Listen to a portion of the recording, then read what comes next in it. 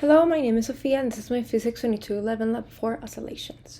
So as an introduction, in this lab we're going to be talking about Newton's second law and the momentum principle as well as the energy principle in order to observe and measure motion of a mass oscillating in a spring with a computational model for comparison where the spring is a mass, the spring, and the system is a mass, the spring, and the earth. So some important information to know is Newton's second law, which is that delta P equals F net times delta T, the gravitational potential energy, which is that UG equals mgh, and in turn delta UG equals mg delta h, the net force, which in this case is going to be Fg plus US, and the spring potential energy, which is US equals 1/2 Ks squared, and the kinetic energy, which is 1/2 mv squared. So getting the data, I took the video that was given to us and I used it in Tracker. I calibrated it with the 0.7 meters for the length of the spring. And then I calibrated with the X and the Y axis right here. And I got the data for each point, where it gave me that the initial position was negative 0.138, negative 0.0666, and 0 meters. Initial velocity was 0. The mass was 0.402.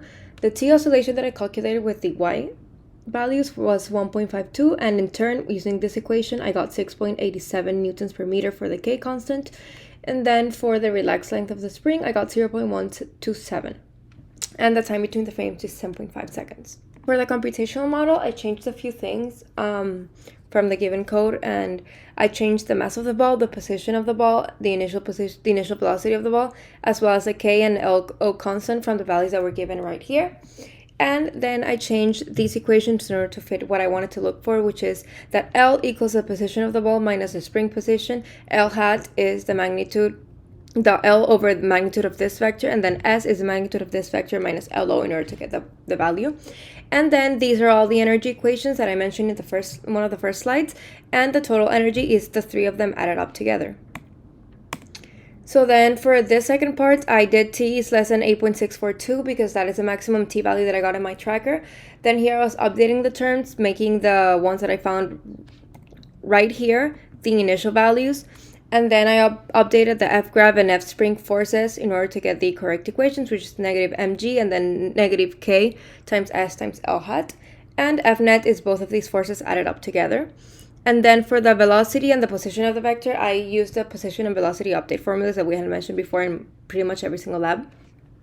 And then for this, I pretty much did the exact same thing that I got right here. Just did it here in order to get it updated once again. And for the energy changes, I did the exact same equations, the energy equations that I had mentioned before, only I did delta K, delta UG, and delta US each time in order to get the difference between the initial, that were the initial values that I found, and these ones at the end.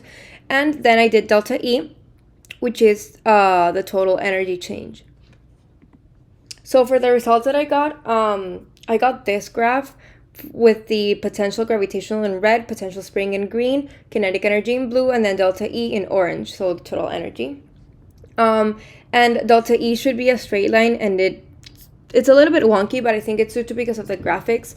But other possible sources of error might have been miscalculations when I found T oscillation, the value of K or the value of LO, or some tracker issues and not tracking the mass correctly, as my tracker is not ideal, it has malfunctioned before, or generally inputting the equations into the code that maybe there are some things that I have not taken into account, some other forces and things of the sort. And this is a graphic that I got.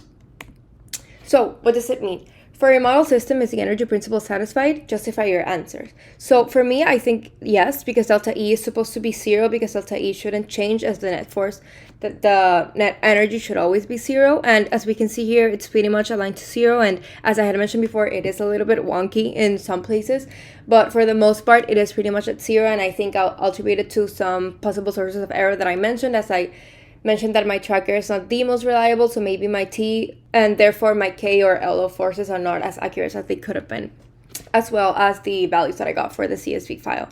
So also using the data you obtain in tracker, make two separate estimates for the oscillation periods. So for T oscillation with the value of X, I got 1.66 seconds, and then T oscillation with the value of Y, I got 1.52 seconds, which is the one that I used in the code. And the reason that these are different is, one, obviously they are different values, but they give different values of k, which ends up affecting the F net. So for k with x, I got 5.8, and k with y, I got 6.87, practically 6.9. So as we can see, they are drastically different, and they would end up affecting greatly the value of LO at the end, which affects the rest of the code.